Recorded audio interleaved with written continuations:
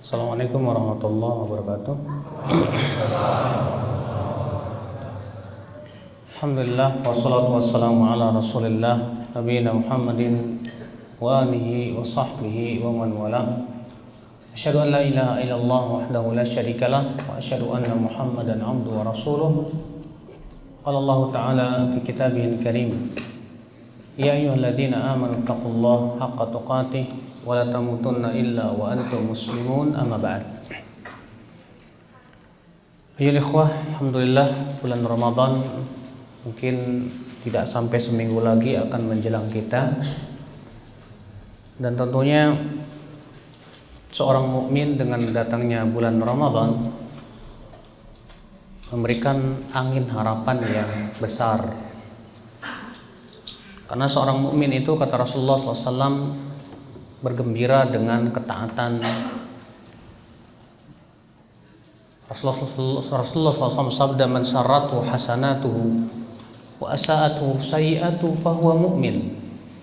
Barang siapa yang merasa bergembira dengan amalan kebaikan dia dan merasa susah dengan amalan keburukan dia, maka tandanya ia seorang mukmin, kata Rasulullah SAW. Makanya seorang mukmin dengan datangnya bulan Ramadan ini, ia menaruh harapan kepada Allah untuk mendapatkan ampunan yang paling besar. Oleh karena itulah seorang mukmin ketika datang bulan Ramadan ini di antara dua keadaan. Keadaan yang pertama itu keadaan ia berharap ampunan. Keadaan yang kedua yaitu khawatir tidak mendapatkan ampunan Allah Subhanahu wa taala. Kenapa khawatir? Karena adanya hadis yang mengancam orang yang ketika telah selesai bulan Ramadan ternyata ia tidak mendapatkan ampunan Allah Subhanahu wa taala. Dalam hadis riwayat Imam Ahmad, Rasulullah SAW bersabda, syaqiya abdun, celaka seorang hamba. Dalam satu riwayat, raghima anfu mri'in, semoga terhina seorang hamba. Dakhala alaihi syahrul Ramadan, masuk padanya bulan Ramadan. Thumma kharaja minhu falam yughfar lah, kemudian ia keluar dari bulan Ramadan dalam keadaan tidak mendapatkan ampunan Allah Subhanahu wa taala. Bayangkan, didoakan oleh Rasulullah SAW dengan kecelakaan. Siapa? Itu orang yang masuk bulan Ramadan kemudian ketika selesai bulan Ramadan ia tidak meraih ampunan dari Allah Subhanahu wa taala. Dan ini tentu yang membuat kita khawatir dan cemas. Apakah kita nanti bulan Ramadan ini termasuk orang yang diampuni dosanya atau tidak? Maka dari itu ya akhi azakumullah, berdasarkan hadis ini menunjukkan bahwa seorang mukmin hendaknya bersungguh-sungguh untuk mendapatkan dan meraih ampunan Allah di bulan Ramadan. Ya akhi azakumullah, sebetulnya meraih ampunan di bulan Ramadan tidaklah sulit bagi mereka yang diberikan kemudahan oleh Allah. Kenapa? Karena sebab-sebab untuk mendapatkan ampunan di bulan Ramadan sangat banyak sekali. Lalu bagaimana kiat agar kita bisa meraih ampunan di bulan Ramadan? Yang pertama, agar kita bisa meraih ampunan di bulan Ramadan, tentu kita mengambil sebab terbesarnya, yaitu tauhidullah dan al-ikhlas, yaitu mengikhlaskan amal ibadah kita kepada Allah Subhanahu wa taala. Sebab amalan tidak akan diterima oleh Allah kecuali dengan dua syarat. Yang pertama apa? Ikhlas. Yang kedua apa? Mutaba'atu Rasulillah sallallahu alaihi wasallam. Allah berfirman, "Wa ma umiru illa liya'budullah mukhlishina lahuddin." Dan tidaklah mereka diperintahkan kecuali agar mereka beribadah hanya kepada Allah saja, dengan mengikhlaskan ibadah itu hanya kepada Allah. Dan tentunya pahala tauhid ini juga sangat besar di sisi Allah. Bahkan tidak ada amal yang paling berat dalam timbangan Bahkan tidak ada amalan yang merupakan sebab utama mendapatkan ampunan kecuali dengan tauhidullah jalla wa ala.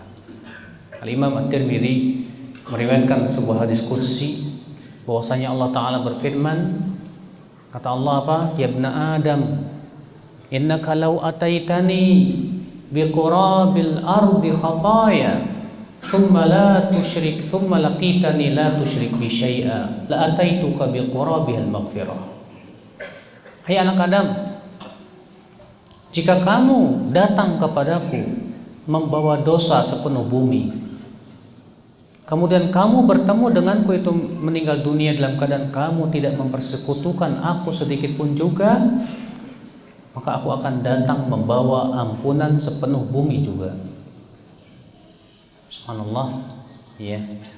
Orang yang meninggal dalam keadaan tidak mempersekutukan Allah, walaupun dosanya sepenuh bumi kata Rasulullah, maka Allah akan datang membawa ampunan sepenuh bumi.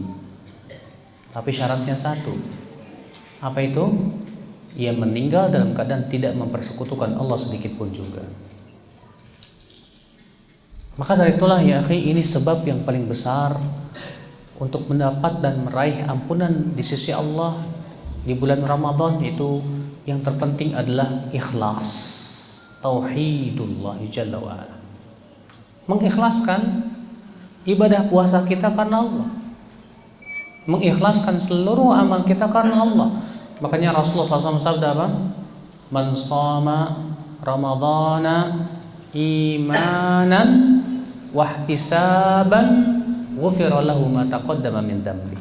Siapa yang puasa Ramadan karena iman dan apa? Dan ihtisab. Apa itu? Itu ihtisab dan berharap pahala. Ya, hakikat keikhlasan itu. Maka akan diampuni dosa-dosanya yang telah lalu. Ikhwata Islam azakumullah. Maka ini syarat yang harus dipenuhi agar kita mendapatkan ampunan dari Allah, dan ini syarat mutlak. Itu tauhidullah jalla wa ala, mentauhidkan Allah subhanahu wa ta'ala.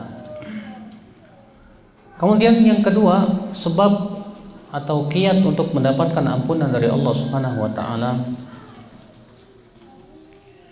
yaitu ya akhi a'azakumullah,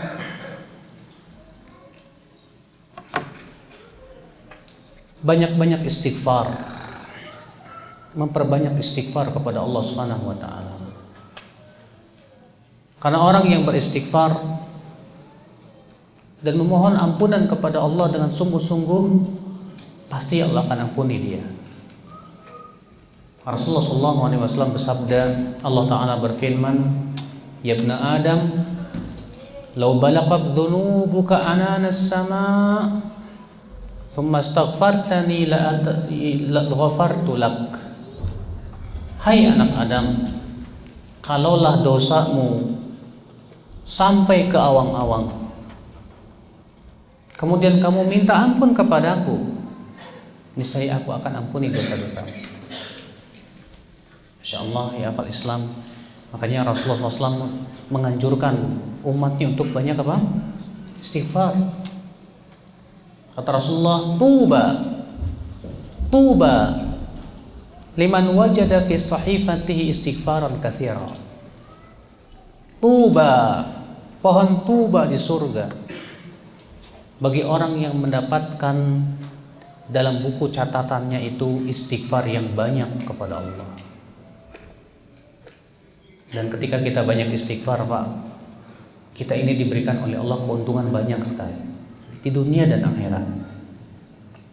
Dunia, orang yang banyak istighfar itu dibukakan pintu-pintu rezekinya.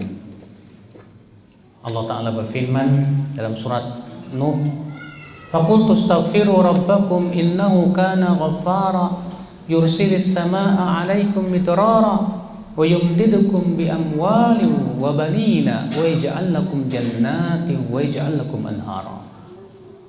Kata Nabi Nuh, aku berkata kepada kaumku, wahai kaumku, istighfarlah kalian kepada Allah. Sesungguhnya Dia Maha Pengampun. Niscaya Allah akan mengirimkan kepada kamu hujan yang lebat, Dan Allah akan memberikan kepada kamu apa? Harta dan anak-anak. Dan Allah akan menjadikan untuk kalian apa? Kebun-kebun dan sungai-sungai yang mengalir. Dengan apa? Istighfar. Makanya istighfar itu ya akhi, ya, membuka pintu-pintu rezeki. Orang yang banyak istighfar, Allah akan buka pintu-pintu rezeki untuk dia. Bahkan istighfar itu memberikan kekuatan pada badan. Ya, sebagaimana Allah berfirman, wa yazidkum quwwatan ila quwwatikum. Dan Allah akan tambahkan kekuatan, ya, di atas kekuatan kalian. Kata Syekh Abdurrahman As-Sa'di, ayat itu menunjukkan bahwa istighfar itu bisa memberikan kekuatan pada tubuh. Iya. Maka dari itu ya akhi azakumullah, banyak istighfar. Setiap hari Rasulullah SAW saja setiap hari beristighfar berapa? 100 kali, bayangkan. Itu Rasulullah SAW sudah diampuni dosanya yang telah lalu maupun yang akan datang. Sedangkan kita tidak ada jaminan. Maka kita memperbanyak istighfar kepada Allah. Ya. Kemudian yang ketiga, berdoa dan selalu berharap kepada Allah. Karena ya akhi, bulan Ramadan bulan yang berkah. Kita memperbanyak berdoa, demikian pula berharap kepada Allah Subhanahu wa taala. Disebutkan dalam hadis riwayat Tirmidzi juga bahwa Rasulullah SAW bersabda, Allah taala berfirman, ya ibna Adam, innaka ma da'autani wa rajautani ghafartu lak ala ma kana minka fala ubali. Hai anak Adam, sesungguhnya engkau selama engkau masih berdoa dan berharap kepadaku, aku akan ampuni dosamu. Aku tidak peduli bagaimana besarnya dosamu itu. Allah mengatakan, selama kamu hai anak Adam terus berdoa kepadaku dan berharap kepadaku, aku akan ampuni dosamu. Berarti ya akhi, banyak berdoa dan berharap kepada Allah itu sendiri sudah menggugurkan dosa, sudah membuka pintu-pintu ampunan dari Allah, maghfiratun minallah. Maka dari itu ya akhi azakumullah, ya, di saat bulan Ramadan kita banyak berdoa kepada Allah Subhanahu wa taala. Terutama di waktu-waktu yang diijabah. Kapan itu? Di waktu malam, di sepertiga malam terakhir. Kapan lagi? Di akhir malam. Ya. Kapan lagi? Di antara adzan dan qomat. Ketika sedang berpuasa, iya. Makanya kata Rasulullah, salatu da'awat mustajabat, ada 3 doa yang diijabah. Di antaranya da'watus shaim, doa orang yang sedang berpuasa. Doa orang yang sedang berpuasa itu diijabah oleh Allah Subhanahu wa taala. Iya. Ikhwan Islam azakumullah. Kemudian sebab ampunan di bulan puasa yang keberapa? Yang keempat, yaitu bersungguh-sungguh menyempurnakan puasa kita. Kita berpuasa berusaha untuk sempurna, akhi. Bagaimana menyempurnakan puasa? Yaitu kita betul-betul melaksanakan puasa seperti yang diperintahkan oleh Allah dan Rasulnya. Banyak di antara kita berpuasa itu hanya sebatas menahan diri daripada apa? Makan dan minum. Sementara lisannya masih ngomongin orang, telinganya masih mendengar hal-hal yang dibenci oleh Allah, matanya masih melihat sesuatu yang dilarang oleh syariat kita.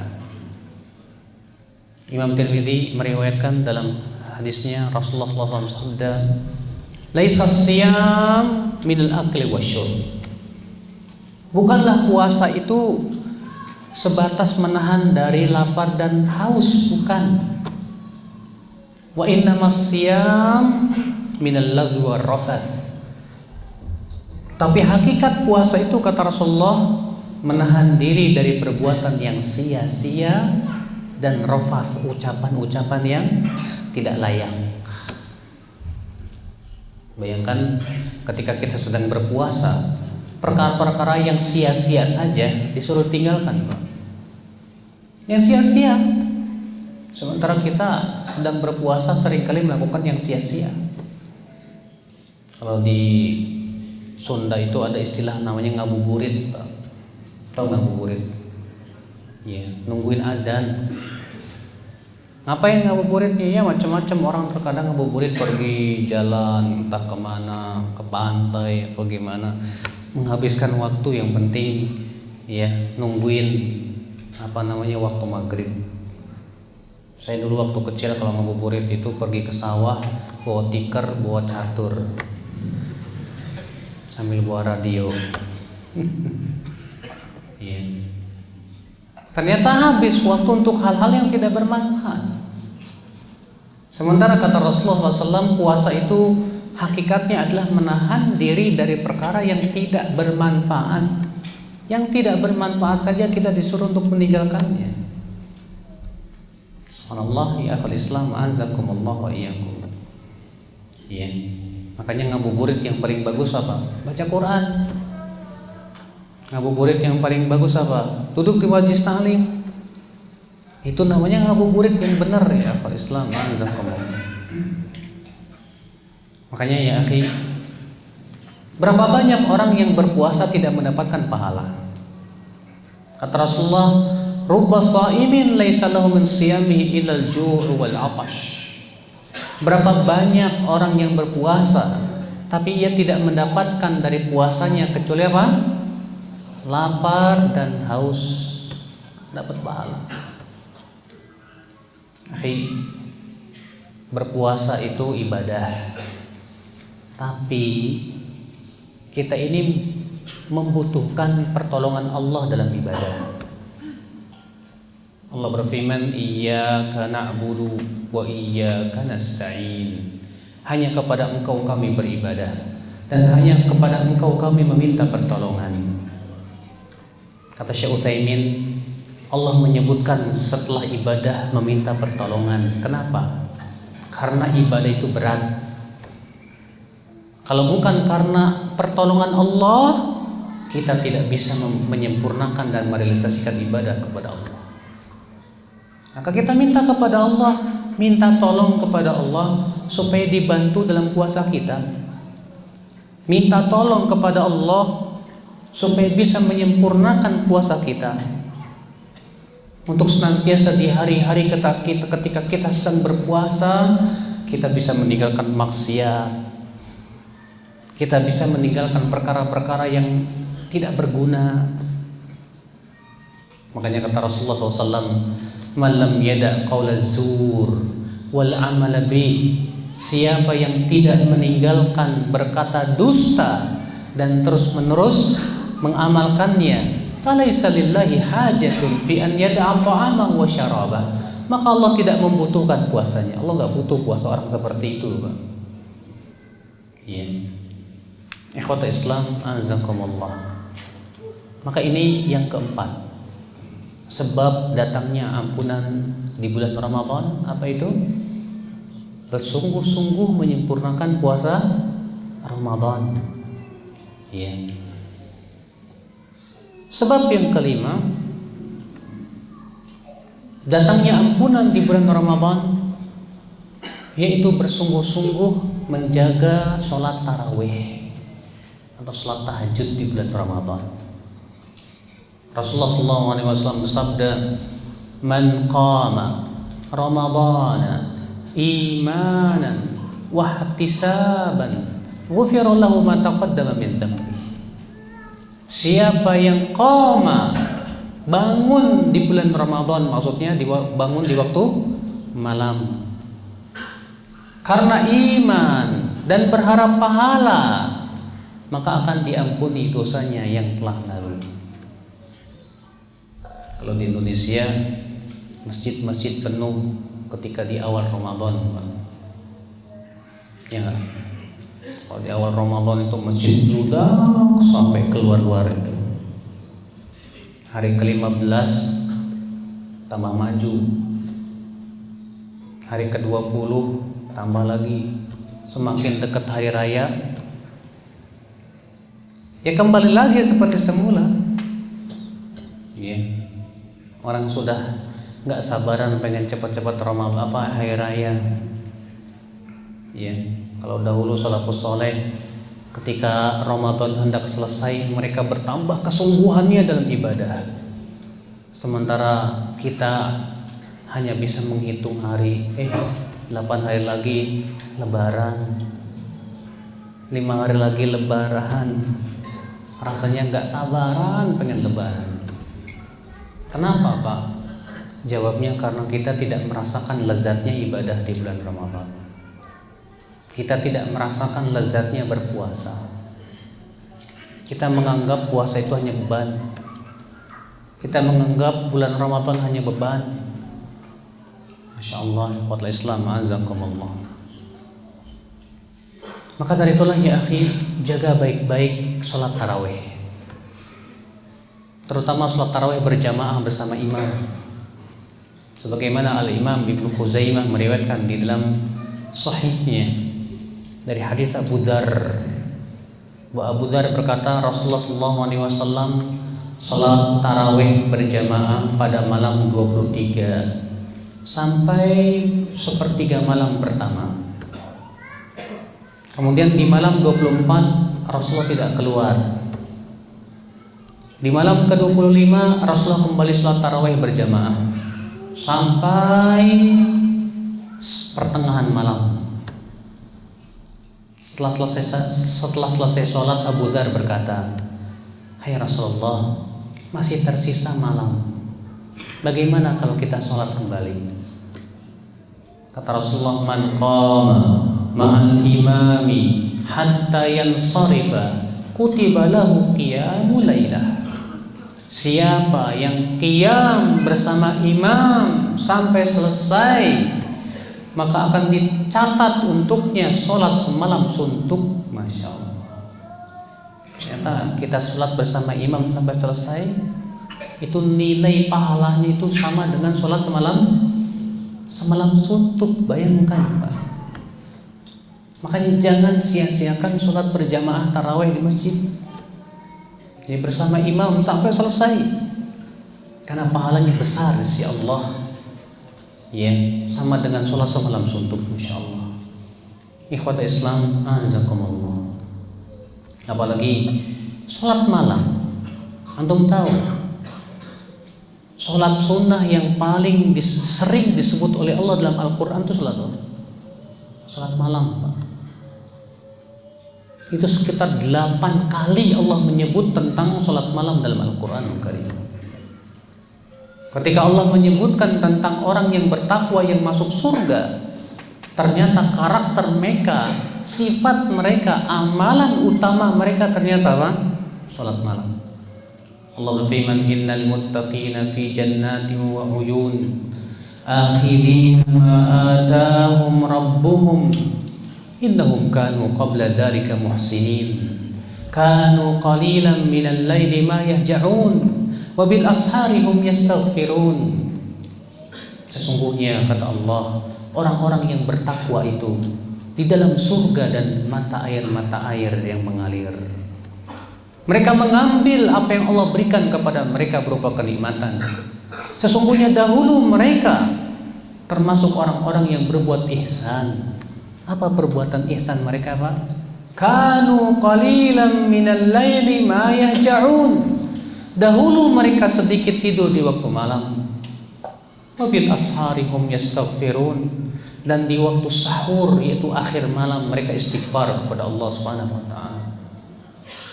Ternyata karakteristik daripada orang yang masuk surga yang sangat menonjol adalah mereka selalu sholat malam. Sholat malam.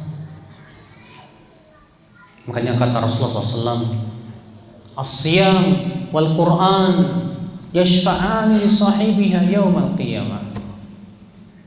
Puasa dan Al-Quran akan memberikan syafaat kepada orang yang membacanya, orang yang melakukannya pada hari kiamat. Yaqul Quran, Al-Quran akan berkata kepada Allah, Ya Rabb, mana'tuhun naum bil lail. Ya Rabb, aku telah mencegah ia untuk tidur di waktu malam. Fasyafi'ni fih, berikan syafaat kepadaku untuknya. Masya Allah, ya akhwat Islam, azakumullah. Maka dari itulah sholat malam Pak. Kata Rasulullah, alaikum bisolatil lail, hendaklah kalian sholat malam. Fa inna da'bus salihina min qablikum, karena ia adalah kebiasaan orang-orang soleh sebelum kalian.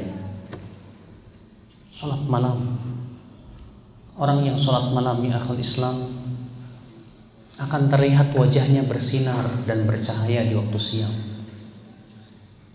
Orang yang selalu sholat malam ya akhwat Islam, Allah akan berikan kekuatan di hatinya untuk selalu istiqomah. Allah berfirman, Inna nasyi'atal laili hiya asyaddu wat'a wa aqwamu qila. Sesungguhnya sholat malam itu lebih menguatkan hati dan ibadah yang paling bagus, kata Allah. Masya Allah. Apalagi kita yang hidup di zaman fitnah ini Pak. Di zaman fitnah ini sholat malam lebih ditekankan lagi. Sebagaimana Imam Bukhari dan Muslim meriwayatkan, suatu malam Rasulullah SAW bangun tiba-tiba. Kemudian beliau mengucapkan apa? La ilaha illallah. Dalam satu riwayat, Subhanallah.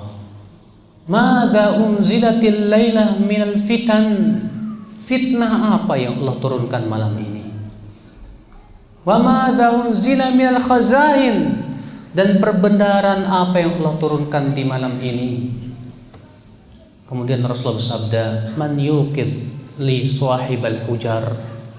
Siapa yang mau membangunkan pemilik-pemilik kamar itu untuk sholat malam? Rubba kasiyatin fid dunya ariyatin fil akhirah. Berapa banyak orang yang berpakaian di dunia ternyata ia telanjang dalam kehidupan akhirat. Kata Al-Hafidh Ibnu Hajar dalam tafsirnya, dalam kitab Fathul Bari, ketika menafsirkan hadis ini, beliau mengambil faidah apa? Wa fihi, dalam hadis ini menunjukkan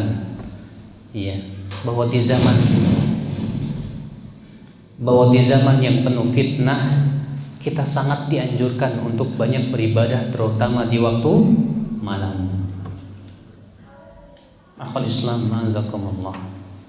Salat malam. Kemudian diantara sebab ampunan di bulan Ramadan, apa itu? Yaitu banyak-banyak bersedekah. Banyak-banyak apa? Bersedekah. Dan tahukah Bapak, Rasulullah SAW, Bapak sekalian, paling dermawan itu di bulan Ramadan. Rasulullah SAW bersabda, Ibnu Abbas berkata, Kana Rasulullah SAW ajwadan nas, wa kana ajwadu ma yakunu fi Ramadan hina yalqahu Jibril, wa kana yalqahu fi kulli lailatin min Ramadan fayudarisul Quran. Adalah Rasulullah SAW orang yang paling dermawan, kata Ibnu Abbas. Dan beliau menjadi lebih dermawan kapan? Beliau lebih dermawan kapan? Di bulan Ramadan. Ketika bertemu dengan malaikat Jibril. Dan beliau bertemu dengan malaikat Jibril setiap malam bulan Ramadan, kata Rasulullah SAW. Antum tahu tidak apa rahasianya? Kenapa Rasulullah SAW lebih banyak berinfak di bulan Ramadan dibandingkan dengan bulan-bulan yang lainnya? Kenapa Pak? Padahal kan bulan yang mulia selain Ramadan apa? 4 bulan haram kan? Ada Dzulqa'dah, Dzulhijjah, Muharram, Rajab.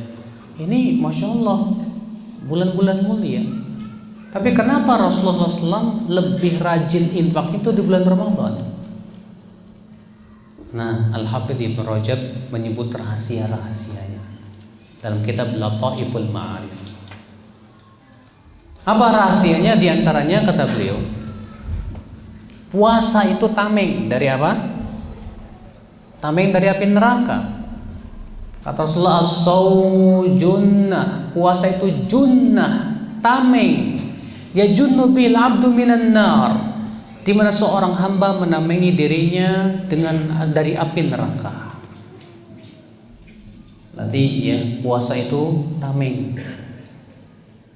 Sedangkan sedekah itu pemadam. Kata Rasulullah SAW, was-sadaqatu tudfi'ul khati'ah kama yudfi'ul ma'un nar. Dan sedekah itu memadamkan dosa sebagaimana air memadamkan apa? Api. Berarti puasa tameng dari api neraka. Sedangkan sedekah pemadamnya. Kalau antum punya tameng tapi nggak punya pemadam, kurang kuat. Atau antum punya pemadam tapi nggak ada tameng, juga masih bisa kena api neraka. Tapi kalau antum punya dua, punya tamengnya, punya pemadamnya, maka itu menjadi kekuatan yang dahsyat untuk memadamkan api neraka.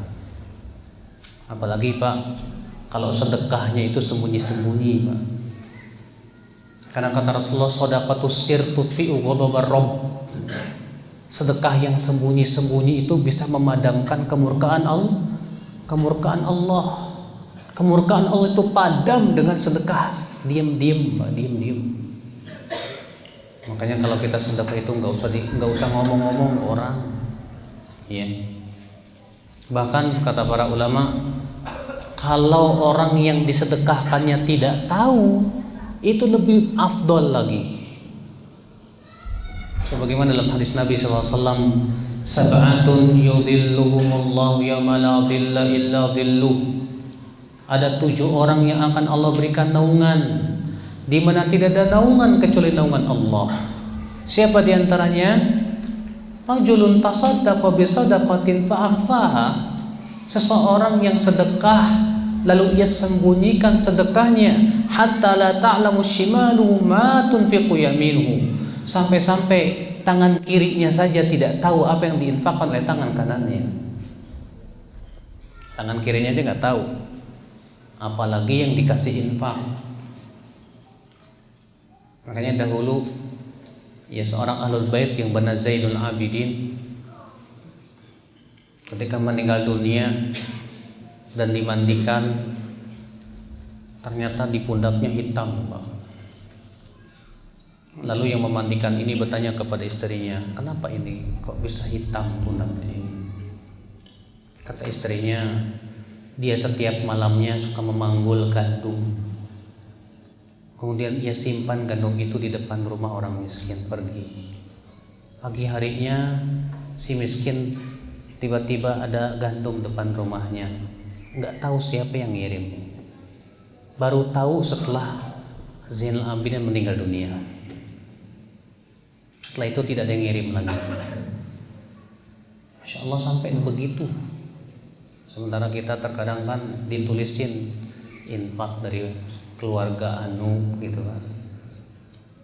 Gak perlu kita beritahu Pak, karena sedekah yang sembunyi-sembunyi itu yang besar pahalanya di sisi Allah. Sampai-sampai kata Rasulullah, shadaqatus sir, ya, sesungguhnya sedekah rahasia itu kata Rasulullah apa? Memadamkan kemurkaan Allah Subhanahu wa taala. Makanya di bulan Ramadan ini banyak-banyak sedekah Pak, banyak-banyak sedekah, Masya Allah. Wallahi antum sedekah satu butir kurma saja di jalan Allah, itu Allah akan terima Pak. Kemudian Allah akan kembang biakan menjadi sebesar gunung. Sebagaimana Imam Ahmad meriwayatkan dalam hadisnya, Rasulullah SAW bersabda apa? Idza anfaqa ar-rajul min kasbin tayyibin, apabila seseorang berinfak dari usaha yang halal, Dengan apa? Bi'adli tamratin, dengan sebutir kurma. Taqabbalallahu biyaminih, maka Allah akan terima dengan tangan kanannya. Fayurabbiha, lalu Allah kembangkan hatta takuna mithlal jabal, sehingga menjadi sebesar gunung. Kalau antum bisnis modalnya 10.000, untungnya 4 juta, untung apa? Modalnya 10.000, untungnya 10 juta, mau nggak? Hebat banget tuh bisnis. Modal 10.000, untung 4 juta. Ya, terkadang mungkin kalau dalam dunia bisnis itu rada mustahil lah kayaknya. Tapi untuk mendapatkan pahala sedekah bisa. Buktinya Rasulullah menyebutkan begitu, sebutir kurma itu dikembangbiakan oleh Allah menjadi sebesar gunung. Berapa persen itu dikembangbiakan oleh Allah Subhanahu wa taala. Makanya di bulan Ramadan ini, Pak, ya, banyak-banyak sedekah. Walaupun setiap hari antum bersedekah cuma 200 perak, 500, 1000, ya. Itu dengan keikhlasan di mata Allah menjadi besar, insyaallah. Ikhwat Islam, azakumullah. Kemudian di antara sebab ampunan di bulan Ramadan, ya ikhwat Islam, azakumullah, yaitu mencari malam Lailatul Qadar. Ia adalah merupakan malam yang sangat mulia. Ia lebih baik daripada 1000 bulan. Lailatul Qadri khairum min alfi syahr. Ya, Allah mengatakan malam Lailatul Qadar itu lebih baik daripada 1000 bulan. Kata Rasulullah, man qama Lailatul Qadri imanan wa ihtisaban ghufira lahu ma taqaddama min dhanbi. Siapa yang bangun di malam Lailatul Qadar karena iman dan berharap pahala, maka akan diampuni dosanya yang telah lalu. Cari malam Lailatul Qadar, ya akhwat Islam. Karena beribadah di malam satu malam itu sama dengan 83 tahun lamanya. Ikhwat Islam, azakumullah. Inilah akhi, amalan-amalan yang Rasulullah sebutkan itu akan menggugurkan dosa. Dan ternyata amalan itu ada pada bulan Ramadan. Apalagi 3 amalan. 3 amalan. Apa itu? Puasa, sedekah, dan sholat malam. 3 amal ini Rasulullah sering kali sebutkan keutamaannya. Di antaranya hadis Mu'adz bin Jabal. Kata Rasulullah, ala adulluka ala abwabil khair. Hai Mu'adz, maukah aku tunjukkan kamu kepada pintu-pintu kebaikan? Kata Mu'adz, mau hai Rasulullah. Kata Rasulullah, as-shaumu junnah, puasa itu tameng. Wa shadaqah tudfi'ul khati'ah kama yudfi'ul ma'un nar. Sedekah itu bisa memadamkan dosa sebagaimana air memadamkan api. Wa sholatur rajul fi jawfil lail, dan sholatnya seseorang di waktu malam. Ternyata 3 amal ini adalah pintu-pintu kebaikan. Maksudnya pintu kebaikan itu apa? Artinya 3 amal ini membuka pintu kebaikan yang banyak, Pak.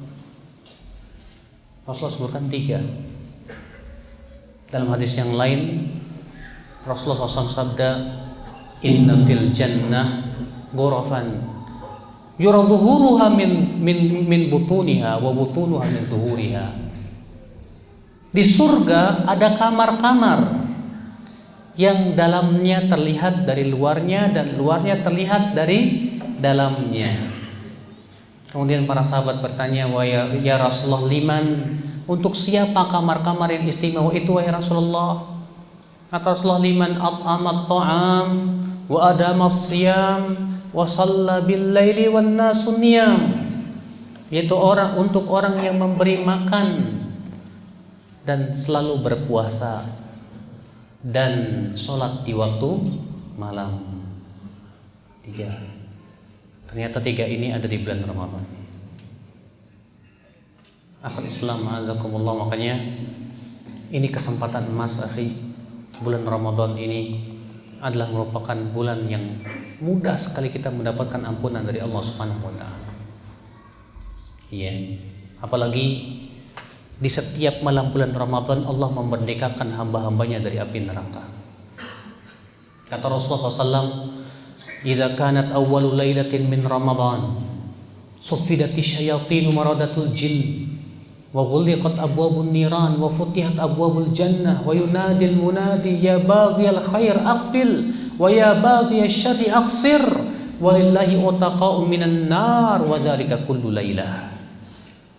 Apabila malam pertama dari bulan Ramadan, maka setan-setan itu, jin-jin yang jahat itu akan diikat, kata Rasulullah. Pintu-pintu neraka akan ditutup, pintu-pintu surga akan dibuka. Pintu-pintu surga akan dibuka dan akan malaikat akan menyeru, "Wahai yang menginginkan kebaikan, kemarilah. Wahai yang menginginkan keburukan, kurangilah." Kata. Walillahi utaqa minan nar wa dzalika kullu lailah. Dan Allah memerdekakan hamba-hambanya dari api neraka, dan itu terjadi di setiap malam bulan Ramadan. Bayangkan, setiap malam bulan Ramadan Allah memerdekakan hamba-hambanya dari api neraka. Bukankah itu menunjukkan bahwa untuk mendapat dan meraih ampunan Allah di bulan Ramadan mudah? Sangat mudah sekali. Semoga kita diberikan ampunan oleh Allah Subhanahu wa taala. Terus apa sih Ustaz tandanya orang yang mendapatkan ampunan Allah itu? Cirinya orang dapat ampunan tuh gimana ya? Kalau secara fisik nggak ada cirinya, Pak. Ya, wah. Ya, orang itu wajahnya bercahaya, ya enggak juga. Ya. Cirinya orang yang mendapatkan ampunan dari Allah setelah Ramadan, ia lebih bertakwa. Kan Allah Ta'ala berfirman, "Ya ayyuhalladzina amanu kutiba alaikumus siyamu kama kutiba alal ladzina min qablikum la'allakum apa Pak? Tattaqun." Hai orang-orang yang beriman, diwajibkan atas kalian berpuasa sebagaimana diwajibkan atas orang-orang sebelum kalian, agar kamu apa? Bertakwa. Rupanya tujuan puasa itu takwa. Berarti orang yang puasanya tidak menimbulkan ketakwaan, berarti puasanya tanda tanya besar. Berarti ia belum mendapatkan ampunan dari Allah. Tapi ketika puasa itu menimbulkan ketakwaan, setelah Ramadan Bapak menjadi semakin rajin sholat malam. Setelah Ramadan Bapak semakin rajin sedekah. Setelah Ramadan Bapak semakin takut kepada Allah. Setelah Ramadan Bapak semakin menjadi orang yang bergegas kepada kebaikan. Itu tanda Allah menerima ibadah Bapak. Allah berfirman, "Innama yataqabbalullahu minal muttaqin." Sesungguhnya Allah itu hanyalah menerima ibadah dari orang yang bertakwa saja. Semoga Allah memberikan kepada kita ketakwaan hati. Semoga Allah menjadikan Ramadan ini untuk mendapatkan ampunan dari Allah dan memberikan kemudahan untuk menyempurnakan bulan Ramadan. Amin ya rabbal alamin. Semoga yang sedikit ini bermanfaat dan kita membuka tanya jawab. Alhamdulillah, kita simak materi dalam pembahasan mengenai ampunan di bulan Ramadan. Dan selanjutnya kita akan memasuki langsung sesi soal jawab yang bertanya langsung, kami persilakan, dan untuk pertanyaan tertulis juga kami persilakan. Ada yang bertanya langsung?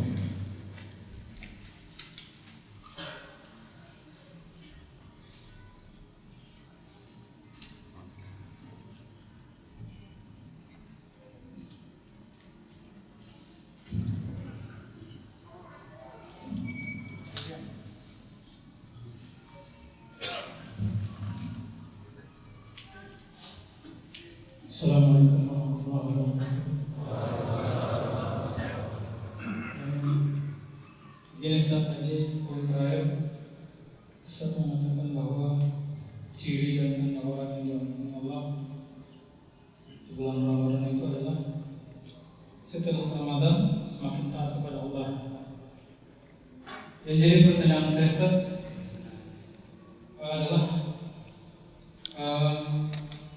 Kita sebagai manusia kan tidak luput dari namanya kesalahan dan dosa. Apakah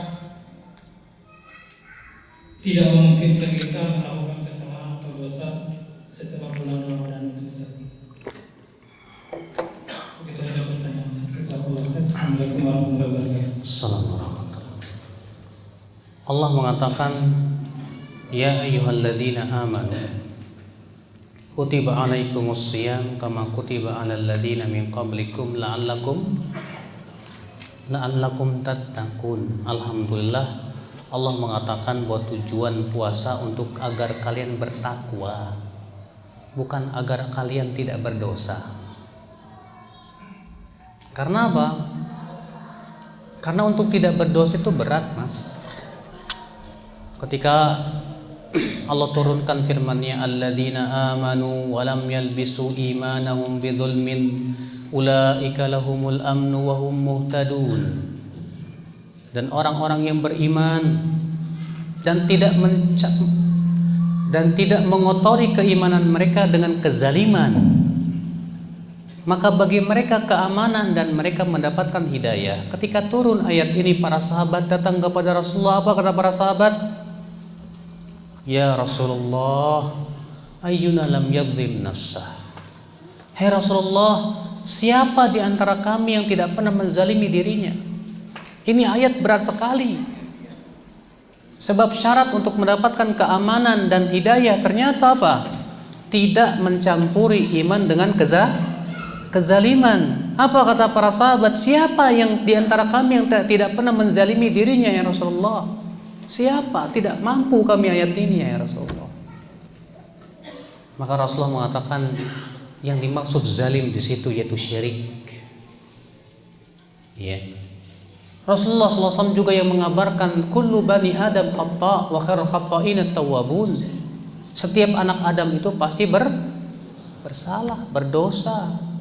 Akan tetapi sebaik-baik orang yang berdosa itu siapa? Yang segera bertaubat. Orang yang bertakwa itu apakah syaratnya tidak pernah berdosa? Tidak. Akan tetapi orang yang bertakwa itu ketika berdosa segera bertaubat. Allah berfirman ya dalam surat Ali Imran itu, di mana mereka disifati oleh Allah Subhanahu wa taala ya orang-orang yang apabila mereka itu berbuat dosa, zakarullah, segera berzikir kepada Allah, yaitu salat. Ya. Wastaghfaru, lalu mereka pun minta ampun kepada Allah. Ya. Makanya orang yang bertakwa itu karakteristiknya apa? Setiap kali jatuh kepada dosa segera taubat. Karakter orang bertakwa itu bukan orang yang tidak pernah berbuat dosa sekalipun juga, nggak mungkin. Jangankan antum, para nabi saja juga jatuh kepada kesalahan kok.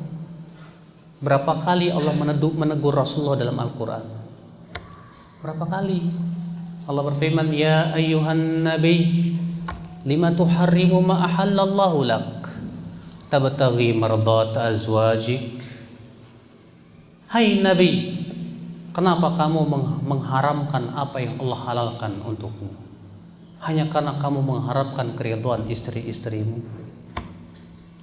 Rasulullah SAW ditegur oleh Allah karena mengharamkan untuk dirinya sesuatu yang Allah halalkan. Hanya karena mengharapkan keridhaan istri, ditegur oleh Allah. Rasulullah jatuh kepada kesalahan, jatuh, apalagi kita, Pak. Ya. Makanya bukan syarat orang yang bertakwa itu orang yang tidak pernah berbuat dosa. Tapi orang yang bertakwa itu yang segera taubat di saat ketika berbuat dosa, selalu kembali kepada Allah Subhanahu wa taala.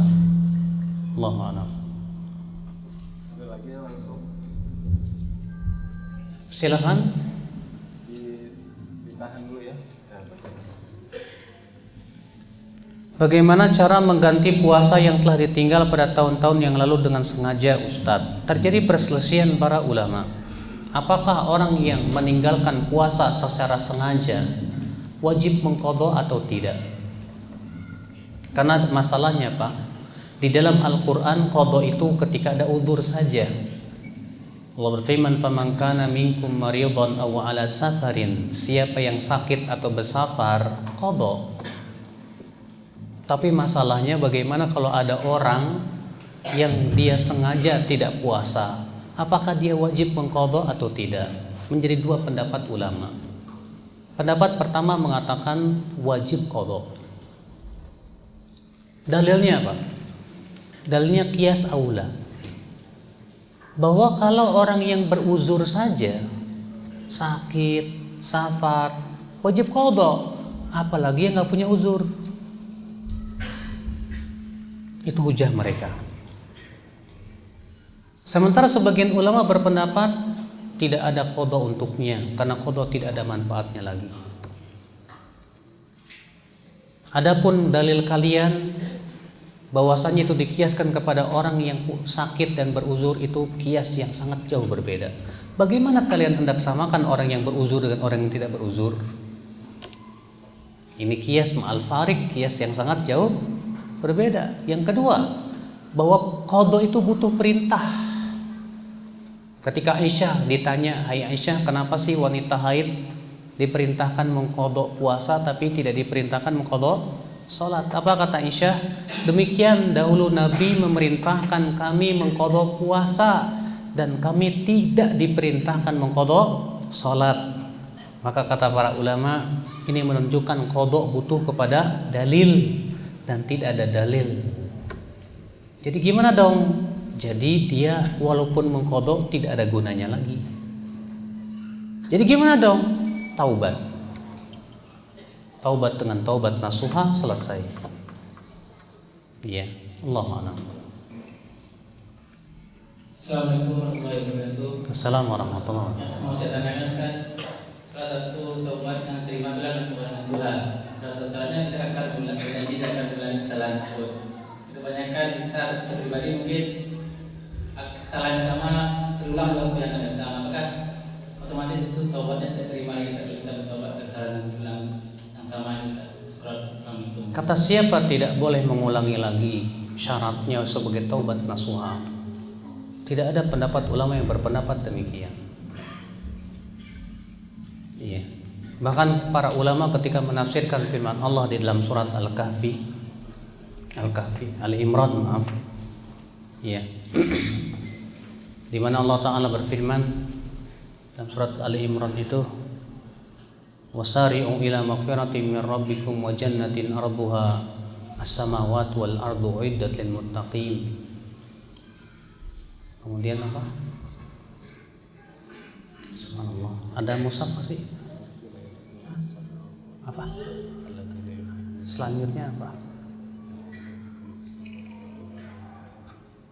Alladzina yunfiquna amwalahum fis sarra wad dharra wal kadhimina al-ghayza wal 'afina 'anil nas wallahu yuhibbus. Terus walladzina idza fa'alu fahishatan aw dhalamu anfusahum dzakarullah fastaghfaru lidunubihim wa may yaghfiru dzunuba illallah.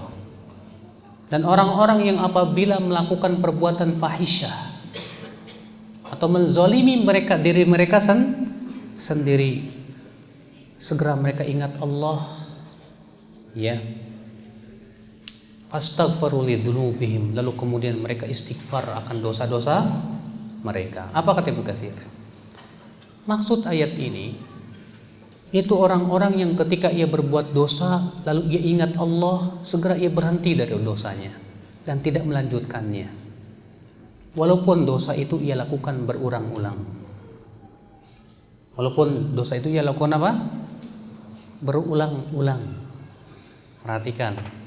Makanya penafsiran para ulama dalam masalah ini, ya, bahwa seseorang yang jatuh kepada dosa bertaubat kepada Allah, kemudian suatu ketika jatuh lagi kepada dosa yang sama, taubat lagi kepada Allah, tetap Allah akan maafkan dia. Iya. Tetap Allah akan maafkan dia selama ia mati di atas taubat. Tapi kalau dia matinya di atas maksiat, wassalam. Tapi perkataan ini Pak jangan jadikan dalil. Wah, alhamdulillah dong. besok saya bisa balik lagi lah. Karena syarat taubat itu harus ada apa? Nadem, penyesalan. Dan menyesal itu mengharuskan dia untuk apa? Tidak akan mau kembali lagi kepada perbuatan itu. Tapi terkadang di saat syahwat kuat, kita kembali kepada dosa yang sama, segera istighfar lagi, maka itu masuk dalam ayat tadi. Iya, paham nggak? Iya.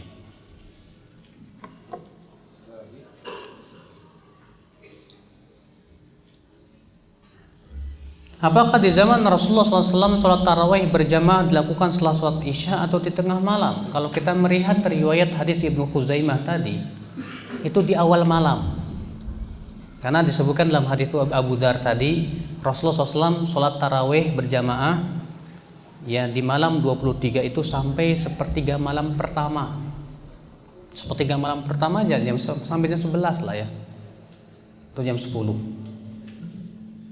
Kemudian di malam ke-25 Rasulullah SAW sholat sampai pertengahan malam jam 12. Kemudian di malam ke-27 Rasulullah SAW sholat dari awal malam sampai mendekati subuh.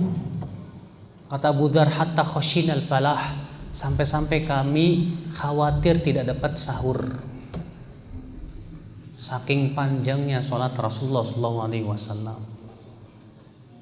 Makanya di zaman sahabat, di zaman Umar menghidupkan sholat malam, sholat tarawih itu disebutkan dalam riwayat Abu Dzar juga, fakanu yaqra'una fi rak'ah mi'ina ayah. Dahulu di zaman Umar itu mereka membaca satu ayat, satu rakaat itu ratusan ayat, sampai-sampai mereka bertelekan di atas tongkat-tongkat. Selesainya sebelum subuh. Bayangkan kalau di sini sholat tarawih kayak gituan, imam salam udah nggak ada siapa-siapa. Ya.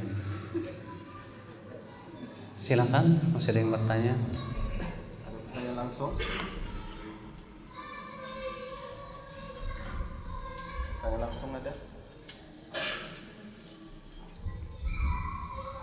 Assalamualaikum Ustaz. Waalaikumsalam warahmatullahi wabarakatuh. Bolehkah kita sholat tarawih di masjid yang bacaan ayat atau rakaatnya sangat cepat, dan berapa rakaat sholat tarawih yang diamalkan oleh Rasulullah SAW? Sangat cepat di sini bacaannya atau tumakninah enggak? Masalahnya tanya-tanyanya gitu. Kalau yang cepat itu bacaannya tapi tetap tumakninah, sah. Dan antum tetap boleh sholat di belakang dia. Tapi yang jadi masalah itu kalau yang cepatnya itu enggak tumakninah, Pak. Allahu Akbar, sami Allahu Akbar. Sholat tarawih tercepat di dunia. Antum pernah lihat nggak di YouTube sholat tarawih tercepat di dunia? Maka ini kehilangan rukun sholat, yaitu tumakninah. Di zaman Rasulullah ada seorang sahabat, seorang Arab Badui yang sholat begitu cepat dan tidak tumakninah. Kemudian apa kata Rasulullah? Irji fasalli fa innaka lam tusalli. Balik lagi kamu sholat, kamu belum sholat. Makanya dia sholat lagi dengan cepat. Setelah selesai datang lagi ke Rasulullah, kata Rasulullah, baik lagi kamu belum sholat, kata Rasulullah. Ternyata sholatnya tidak dianggap oleh Rasulullah SAW. Maka kalau memang sholatnya cepat banget begitu, ya udah antum sholat di rumah aja sendiri mendingan, daripada sholat antum tidak diterima oleh Allah, kehilangan tumakninah. Iya, Allah.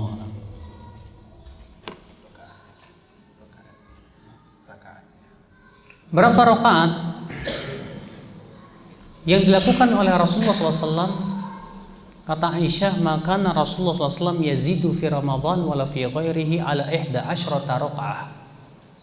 Rasulullah SAW tidak pernah melakukan sholat malam baik di bulan Ramadan maupun di luar bulan Ramadan melebihi 11 rakaat. Aisyah sedang menghikayatkan perbuatan Rasulullah, bahwa Rasulullah tidak pernah lebih dari 11 rakaat.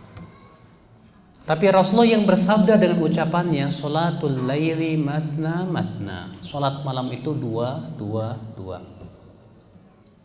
Jadi permasalahan, apakah perbuatan Rasul itu bisa membatasi ucapan Rasul? Ini pembahasan usul fikih.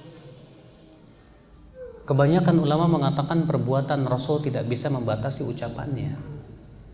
Itu hanya sebatas apa yang Rasulullah pilih untuk dirinya.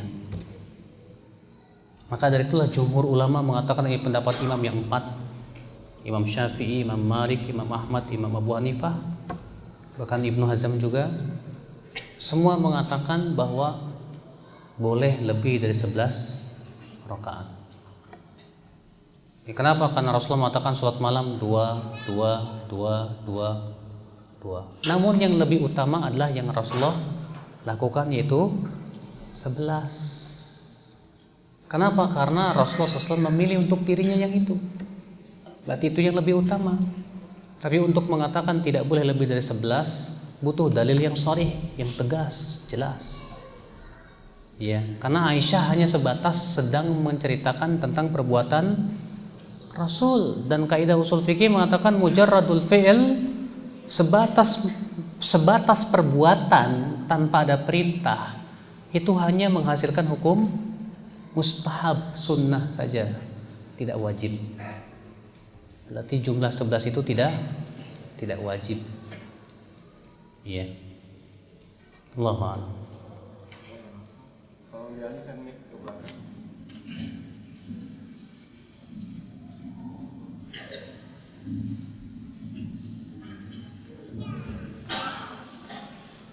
Assalamualaikum warahmatullahi wabarakatuh. Waalaikumsalam warahmatullahi wabarakatuh. Ustaz, kalau di luar Ramadan kita biasakan salat tahajud dan 11 rakaat. Yang saya biasa lihat banyak yang di antara kita yang melakukan dalam salat tarawih 11 rakaat terus salat tahajud lagi, Ustaz. Bagaimana menurut Ustaz? Iya. Assalamualaikum. Assalamualaikum warahmatullahi wabarakatuh. Kalau Bapak tadi memperhatikan hadis yang saya bawakan dari hadis Abu Dzar, bahwasanya Rasulullah SAW kata Abu Dzar, sholat tarawih di malam 25 sampai pertengahan malam. Kemudian setelah selesai sholat, Abu Dzar berkata, "Hai Rasulullah, masih tersisa malam. Bagaimana kalau kita gunakan untuk sholat kembali?" Apa kata Rasulullah? Siapa yang sholat bersama imam sampai selesai, maka ditulis untuknya sholat semalam suntuk.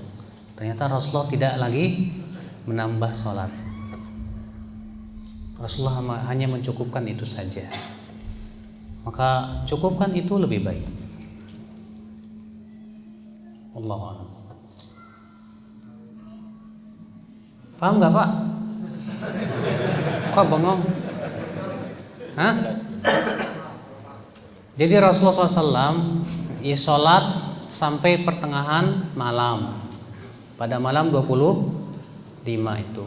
Kemudian Abu Dzar berkata, "Ya Rasulullah, ini masih tersisa malam panjang ini.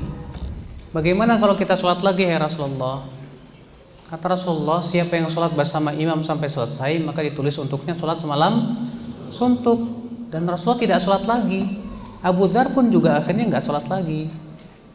Berarti kita cukupkan dengan sholat bersama imam sudah cukup, selesai. Jelas. Iya. Nah, Ustadz, itikaf itu siang malam atau malam aja? Siang malam dong Mas. Karena Rasulullah SAW itikafnya itu 10 hari terakhir. Walaupun memang terjadi perselisihan para ulama, itikaf itu batasan yang paling sebentar berapa? Ada yang mengatakan 1 malam, ada yang mengatakan 1 hari 1 malam, ada yang mengatakan walaupun 1 jam itu disebut itikaf. Iya, macam-macam. Memang tidak ada batasannya dalam syariat. Bahkan disebutkan dalam hadis, Umar bin Khattab berkata, "Ya Rasulullah, aku dahulu pernah bernadar untuk itikaf di Masjidil Haram 1 malam." Kata Rasulullah, "Fa'ufi binadrik," laksanakan nadar. Berarti itikaf itu 1 malam pun sudah cukup, nggak masalah. Kalau memang antum bisanya 1 malam. Tapi yang Rasulullah lakukan dan juga dilakukan oleh para sahabiat, para sahabat, dan para ulama dari zaman ke zaman itu 10 malam terakhir. Wallahu a'lam. 10 hari terakhir, maksudnya 10 malam itu bukan malamnya doang, Pak. Artinya 10 hari itu terus di dalam masjid, nggak keluar-keluar gitu loh. Apakah istri dan anak juga diajak ke masjid? Yang Rasulullah lakukan waktu itu tidak. Kenapa? Karena tujuan i'tikaf adalah untuk bersungguh-sungguh ibadah. Sementara kalau antum bawa anak mengganggu antum sehingga tidak bisa fokus untuk ibadah. Ya.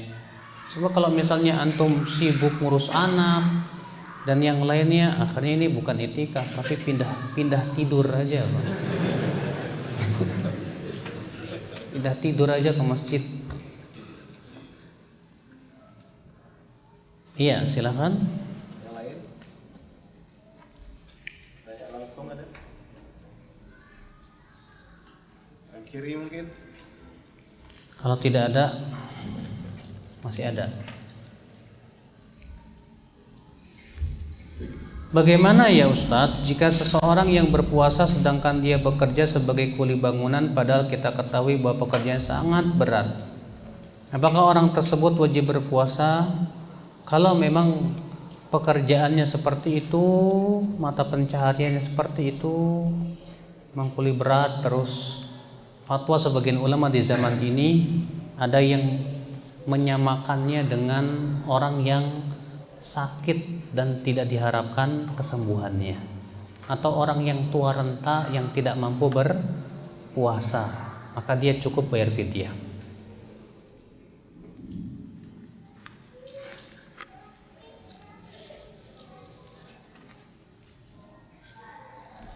Ustadz, di bulan Ramadan banyak di masjid yang melakukan ibadah yang tidak ada contohnya dari Nabi. Bagaimana ibadah kita jika kita bermakmum dengan mereka? Sah. Kata Rasulullah apa? Dalam riwayat Bukhari dan Muslim, yusalluna lakum fa in asabu falakum wa lahum wa in akhtau falakum wa alaihim. Mereka akan salat mengimami kamu. Jika sholat mereka benar, kalian dapat pahala, mereka dapat pahala. Dan jika sholat mereka salah, kalian tetap dapat pahala dan mereka yang berdosa. Jadi kalau misalnya imam itu melakukan perbuatan yang bid'ah atau tidak sesuai syariat misalnya, ya tidak pengaruh sama antum, Pak, sebagai makmum. Antum tetap dapat pahala. Adapun perbuatan dia, ya dia yang nanggung dosanya sendiri, selesai. Antum tetap bermakmum kepada dia. Ya makanya Syekhul Islam mengatakan, orang yang mengatakan haram bermakmum di belakang ahli bid'ah, itu sendiri pendapat ahli bid'ah.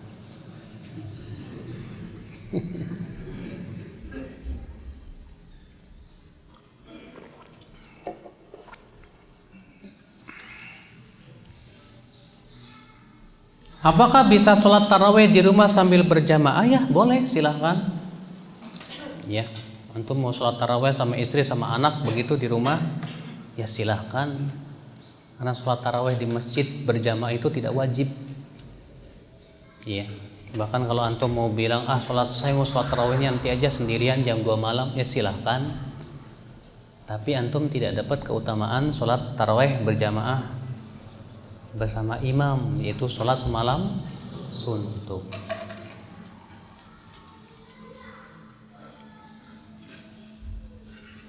Bagaimana status puasanya orang yang tidak sholat? Percuma.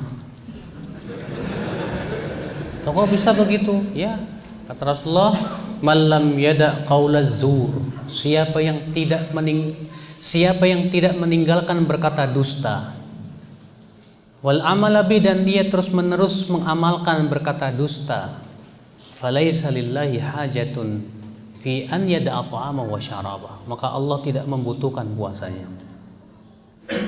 Itu dusta. Bagaimana meninggalkan sholat? Meninggalkan sholat jauh lebih besar daripada dusta. Jadi kalau misalnya dia puasa, sholat nggak sholat, bagaimana akan diterima puasanya di sisi Allah Subhanahu wa taala?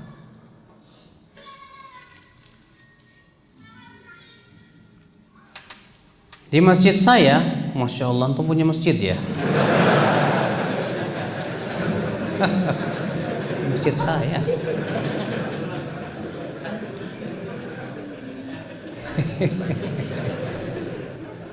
Salat tarawihnya 23 rakaat, sementara saya mengerjakan tarawihnya 8 rakaat dan witirnya di rumah. Apa bisa mendapatkan pahala salat semalam suntuk? Enak aja. Rasulullah mengatakan bersama imam sampai selesai, dan antum nggak bersama imam sampai selesai, pertengahan udah gitu pengen dapat semalam suntuk, enak aja.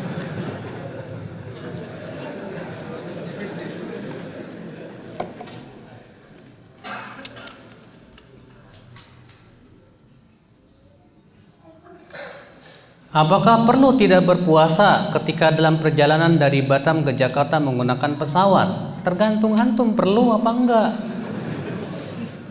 Terjadi perselisihan para ulama, mana yang lebih utama bagi orang yang safar, apakah berpuasa atau tidak.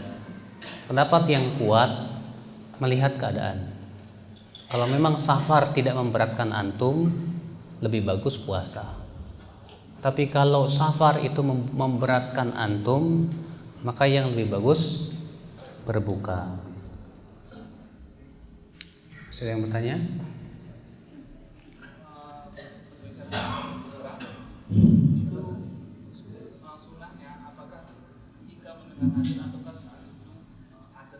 Apa-apa? Berbuka? Apakah menunggu azan atau sebelum azan? Azannya pas maghrib apa gimana? Kalau azannya pas maghrib, pas waktunya matahari terbenam langsung azan, antum buka sebelum azan nggak sah puasa antum. Tapi kalau memang azannya terlambat dari waktu maghrib, ya nggak masalah kita ikutin waktu maghrib walaupun belum azan, karena bisa jadi muazinnya lagi makan dulu, baru dia azan, Allahu Akbar, rupanya muazinnya makan dulu, ya bisa terjadi, ya nggak? Ya, yang jelas antum sudah melihat matahari terbenam, udah terbenam selesai, ya. Tapi kok belum azan juga, udah Bismillah aja makan. Ya karena ada kemungkinan muadzinnya lagi makan atau jam masjidnya ngaco, ya nggak Pak? Ya.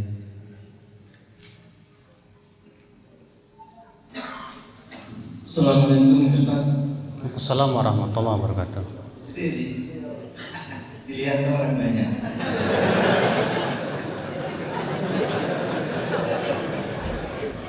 Assalamualaikum Ustaz.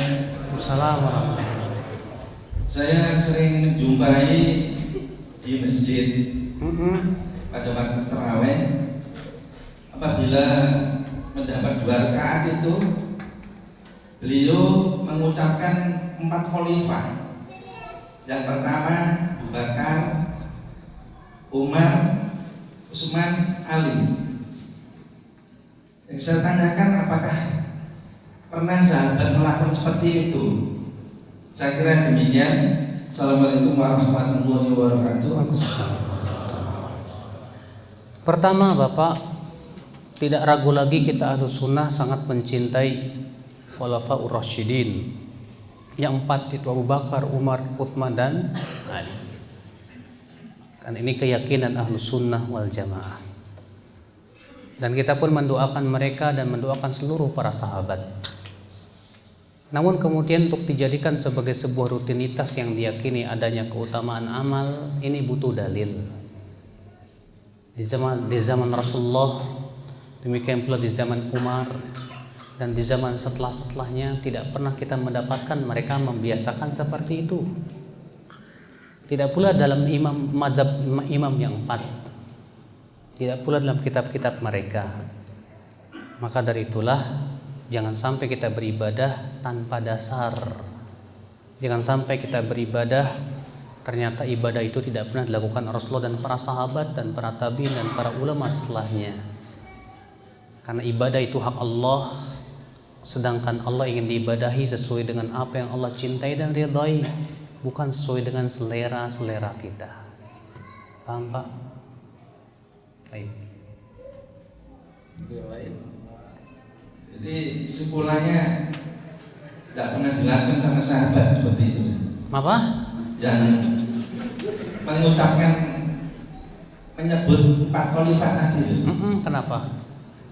Tidak pernah dilakukan sama sahabat. Betul.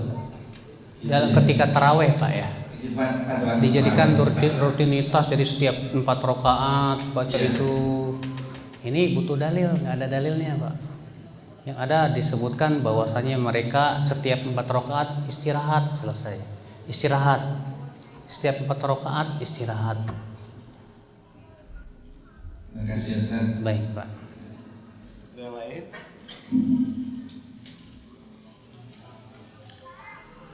Alhamdulillah tidak ada. Malam semakin larut, mata pun sudah mulai 5 watt. Semoga yang saya sampaikan ini mendapatkan pahala. Mohon maaf bila ada kata-kata yang tak berkenan di hati. Dan insyaallah kita besok akan bertemu kembali dalam pembahasan tafsir ayat-ayat puasa, bukan ayat-ayat cinta ya Pak ya, tapi ayat-ayat puasa. Subhanallah bihamdik, asyhadu an la ilaha illa anta, astaghfiruka wa atubu ilaik. Assalamualaikum warahmatullahi wabarakatuh.